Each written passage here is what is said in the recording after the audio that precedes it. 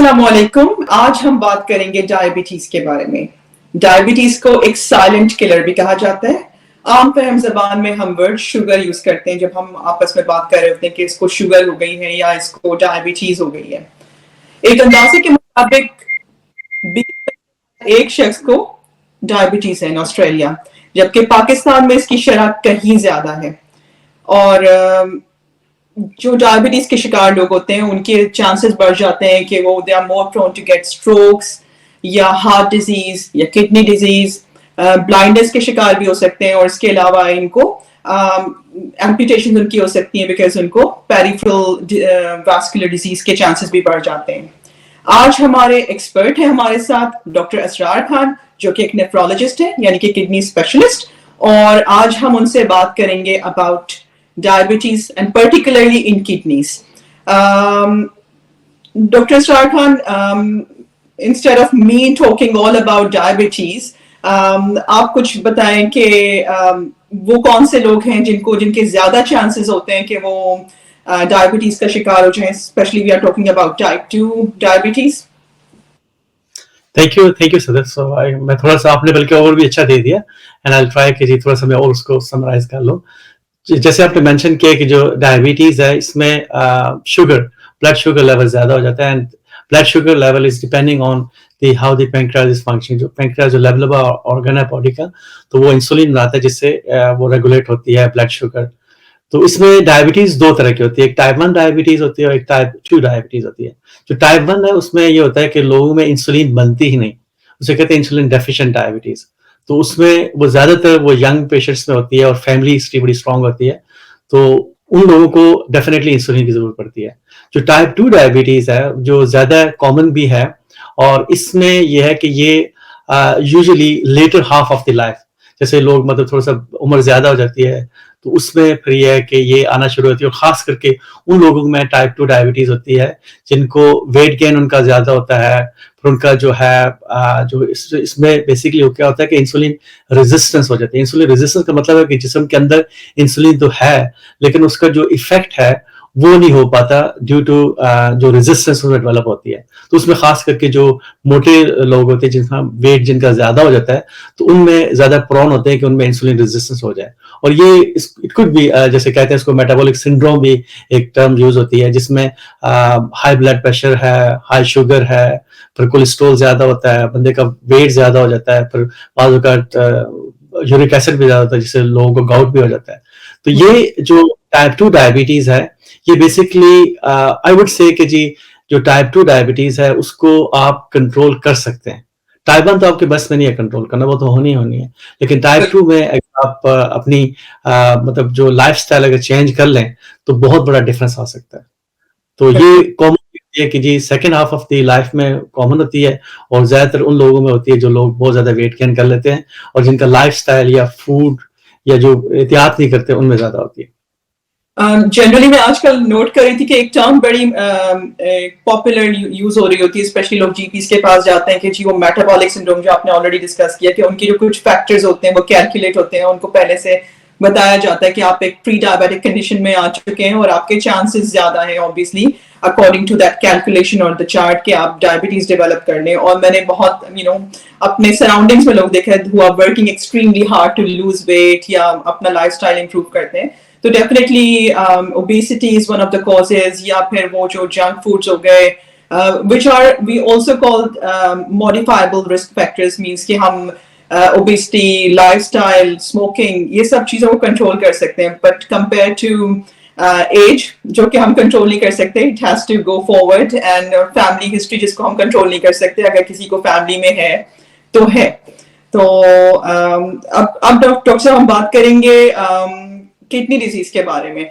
So who are more prone to develop kidney disease and diabetes? क्या ये जो जिसको I mean sorry if I'm asking this kind of question, I do understand, but obviously I want you to talk. So I'll be talking about like who is more prone to develop kidney disease. Right.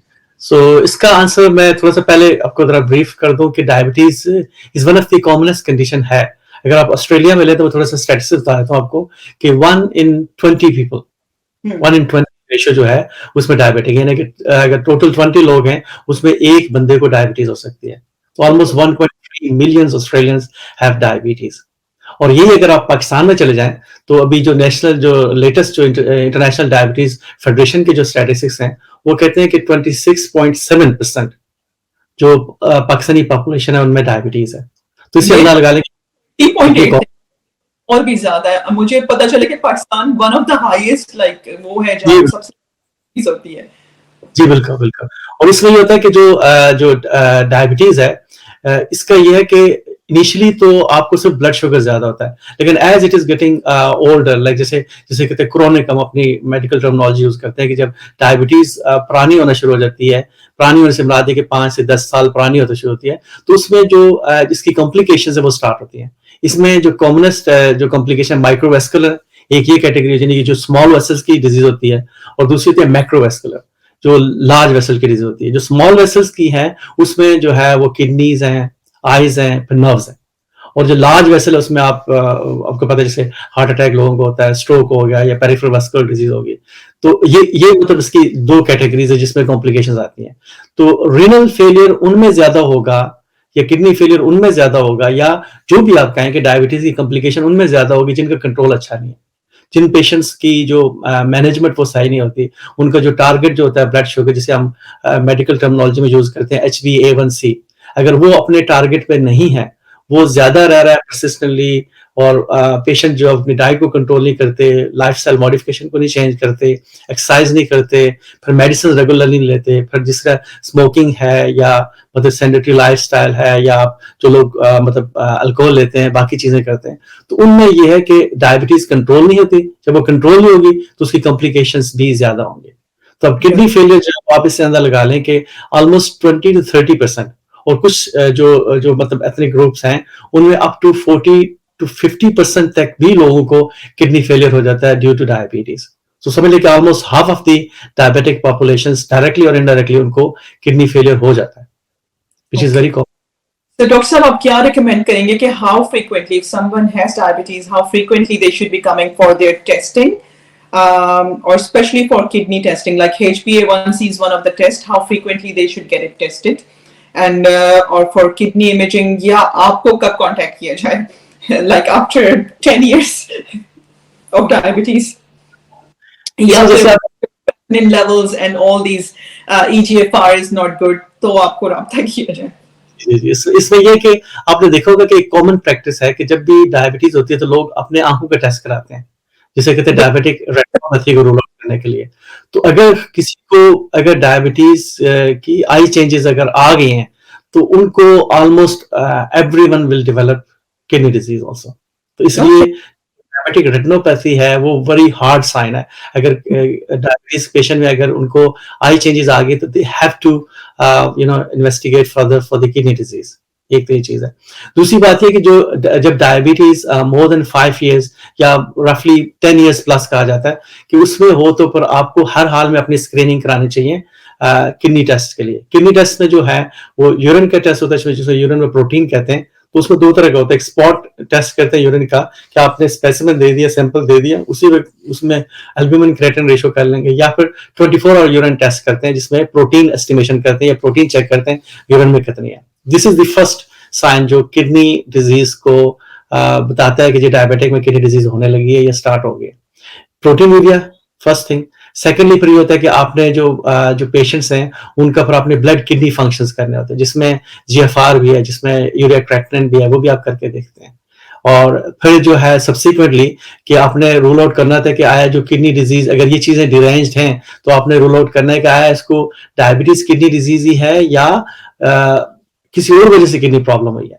तो उसके लिए ultrasound आपको बड़ा अच्छा test है, तो वो बताता हूँ। यूजुअली होता है कि जो डायबिटीज जिनको है और उनको किडनी फेलियर है तो उनका अल्ट्रासाउंड नॉर्मल होता है, which is very unique for the diabetic kidney disease कि अल्ट्रासाउंड में आपको कोई चेंजेस नजर नहीं आती। तो ये आपको मतलब जो टेस्ट है, और उसमें बेस्ट ये कि जब आपको एक दफा सस्पेक्ट किया जा रहा है और आपके डॉक्टर कह रहे हैं कि आपको किडनी डिजीज होने के चांस हैं, तो आई यूजुअली रिकमेंड कीजिए आप 6 month में आप एक दफा जरूर अपने टेस्ट कराएं जो स्क्रीनिंग टेस्ट है। अगर प्रोटीन यूरिया आना शुरू हो गया then you must see the kidney specialist. उसमें इररिलेवेंट कि जी आपका जीएफआर गिरा या नहीं गिरा, आपका मतलब क्रेटिनिन बढ़ा या नहीं बढ़ा, क्योंकि जो इनिशियल जो चीज है वो प्रोटीन यूरिया है. और इसमें एक खास जो डायबिटीज रिलेटेड किडनी डिजीज उसमें होता है कि इनिशियली जीएफआर ज्यादा हो जाता है, बल्कि नॉर्मल से ज्यादा होता है. तो लोग कहते हैं जी हमें तो नॉर्मल है, हमें तो मसला कोई नहीं है. तो हाइपर फिल्ट्रेशन हो रही होती है जिसकी वजह से जीएफआर ज्यादा होता है. तो उस चीज को मिनिमाइज करने के लिए जरूरी है कि आप किडनी स्पेशलिस्ट को देखें ताकि प्रोटीन यूरिया को कंट्रोल किया जाए. जो की फैक्टर्स हैं किडनी डिजीज को प्रिवेंट करने में या जो डायबिटीज रिलेटेड किडनी डिजीज उसको स्लो डाउन करने के लिए, प्रोग्रेशन के लिए, उसमें इंपॉर्टेंट फैक्टर एक तो प्रोटीन यूरिया को जितना मिनिमम रख सकते हैं वो करें. इसमें डिफरेंट नंबर्स होते हैं. जैसे अगर अल्बुमिन क्रिएटिनिन रेशियो कह रहे हैं लेट्स से, तो उसमें कहते हैं कि जी मेंटेन करना चाहिए लेस देन 50, और आइडियली अगर 20 से नीचे हो तो बहुत अच्छी बात है कि उसको अगर हम रोक सकते हैं और कंट्रोल कर सकते हैं. फिर जो HbA1c है वो बहुत इंपॉर्टेंट है कि एवरेज ब्लड शुगर जिसे कहते हैं. तो वो जो एवरेज मॉनिटरिंग होती है कुछ 4 मंथ्स के लिए करते हैं, 3 मंथ्स के लिए करते हैं. तो वो जो भी रूटीन आपके मतलब जीपी कर रहे हैं वो कराते हैं. तो उसमें ये कि जो HbA1c आई रेकमेंड कि जी जो यंग लोग हैं जिनमें स्टार्ट हुआ डायबिटीज और भी ओल्ड नहीं है तो उनकी HbA1c 6.5 और मैक्सिमम 7, आइडियली 6.5 तक अगर आप मेंटेन करें. तो जैसे आपको पता है यूकेपीडियस ट्रायल है या बाकी जो भी ट्रायल्स हैं, तो वो ये कहते हैं कि अगर आपने HbA1c को अच्छा कंट्रोल कर लिया तो you are going to reduce the chances of kidney failure in many years. यानी आप इसको काफी प्रोलॉन्ग कर सकते हैं. Eventually it will happen, but आप इसको जितना डिले कर सकते हैं you can do that one. और अल्टीमेट जो प्रॉब्लम होती है कि पेशेंट ने डायलिसिस में जाना है तो उसको आप डिले कर सकते हैं by controlling the blood sugar, by controlling the protein urea, blood pressure control करके, कोलेस्ट्रॉल को कंट्रोल करके, लाइफस्टाइल मॉडिफिकेशन करके. तो मल्टीपल जो मल्टी फैक्टोरियल अप्रोच है उसके जरिए आप इस डिजीज को कंट्रोल कर सकते हैं और जो किडनी फेलियर्स को डिले कर सकते हैं. सॉरी मैंने ज्यादा डिटेल में बताया. नहीं, thank you, you have answered all my questions. वो मेरे पास जो मैंने सोचे थे अच्छा ये पूछती हूँ, तो thank you. You are just coming to the next and next and next. So I'll just summarize everything कि जी lifestyle modifications करके definitely kidney functions को भी control किया जा सकता है. एक बड़ा important message for whoever is looking और जो हमारे program देख रहे हैं उसमें ये कि अगर eyes impact होना शुरू हो जाए, जिसको हम common language में diabetic retinopathy भी बोलते हैं, अगर eyes impact होना शुरू हो जाए तो इसमें बहुत ज्यादा chances है कि kidneys भी impact हो रही हैं. So you should be seeing a kidney specialist. और यूरिन प्रोटीन्स को आपको चेक करना है एंड कोशिश करनी है कि वो कम से कम रहे. और obviously there are chances with the passage of time के किडनीज इंपैक्ट होना शुरू हो जाए, but with your lifestyle modifications, with better control of your sugar, definitely आप इस प्रोसेस को डिले कर सकते हैं. तो that's one of the take home messages. Doctor साहब एक्चुअली मैंने सारे क्वेश्चंस फिनिश कर लिए हैं रिगार्डिंग किडनीज, क्योंकि आपने हमें बहुत ज्यादा अच्छे से आंसर कर दिए हैं. So if there is anything you want to give any advice, मेरे हिसाब से मैं अपने देखने वालों को बस ये बताऊंगी कि वेट कंट्रोल करें, हेल्दी ईटिंग करें और एक्टिव लाइफस्टाइल अपनाएं. इसके अलावा स्मोकिंग अगर करते हैं तो स्मोकिंग क्विट करें, स्मोकिंग हेल्पलाइन पे जाएं और एक्चुअली सीरियसली इस पे वर्क करें कि आप स्मोकिंग को कंट्रोल कर सकें. और अब आपको डॉक्टर साहब बताएंगे any advice for the patients especially who have been diagnosed with diabetes, या फिर उनको एक प्री डायबिटीज है या उनको डॉक्टर ने कहा है कि आपके चांसेस बहुत ज्यादा है, मेटाबॉलिक सिंड्रोम है, आपका ये परसेंटेज बन रही है बिकॉज आपका ब्लड प्रेशर भी हाई है और आप आपका BMI भी ज्यादा है और there are many family history और सारा कुछ कैलकुलेट करके जो है आपका ओवरऑल चांसेस जो है वो डायबिटीज के ज्यादा बन रहे हैं. तो आप क्या एडवाइस देना चाहिए? माशाल्लाह आपने काफी अच्छा डिटेल में बता दिया. और ये सारी बातें जो लोगों को बताई जाती हैं और आई एम वेरी होपफुल कि जो लोग सुन रहे हैं वो इन चीजों पे अमल भी करेंगे, क्योंकि इन पे अमल करने से ही आप इस बीमारी से मतलब अपने आप को बेहतर कर सकते हैं. अब जैसे मैं आपको before I go for that advice मैं थोड़ा सा आपको बताऊं कि पाकिस्तान में हमने जो डायबिटीज सेंटर के नाम से TDC जो एक ऑर्गेनाइजेशन वो हमने एस्टेब्लिश की थी और अभी उसका हमने यहाँ ऑस्ट्रेलिया में भी रजिस्टर्ड है and we are doing the fund raising events for the people and other. तो उसमें जो and I am very much close with the diabetes जो इस एसोसिएशन की वजह से.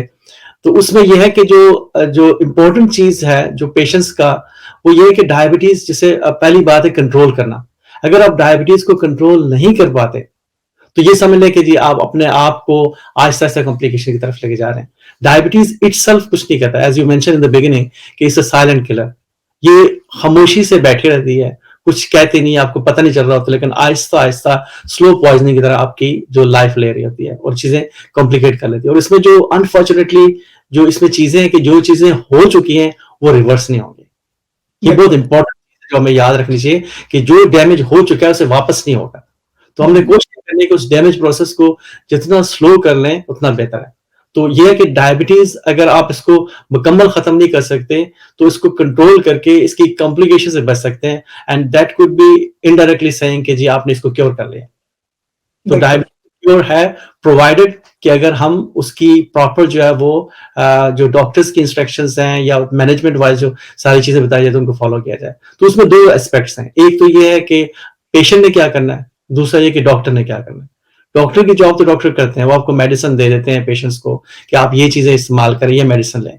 लेकिन जो पेशेंट ने करना है वो मेरे ख्याल से डायबिटीज कंट्रोल में पेशेंट का रोल ज्यादा है, which is I could say कि जी जिसमें डाइट कंट्रोल है, जिसमें वेट मैनेजमेंट है, जिसमें जो अदर रिस्क फैक्टर्स जैसे आपने बताया कि स्मोकिंग जो बहुत बड़ा मेजर रिस्क फैक्टर है।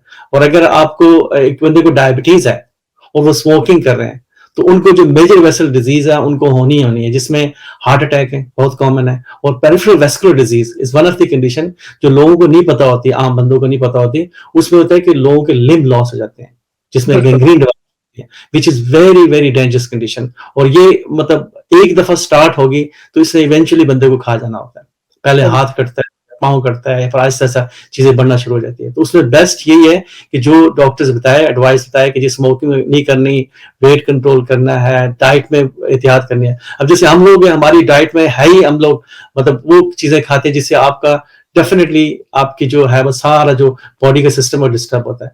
हाई कैलोरीज डाइट होगी, करीज हम खा रहे हैं, बिरयानी खा रहे हैं तो खाते ही चले जा रहे हैं, बैठे हैं तो मीठे का सेशन हमारा लाजमी होता है, उसके बाद तो हमारी जिंदगी पूरी नहीं होती। तो वो अब इस तरह की चीजें जो हमारी है वो बहुत ज्यादा है, जो हमें चेंज करनी है।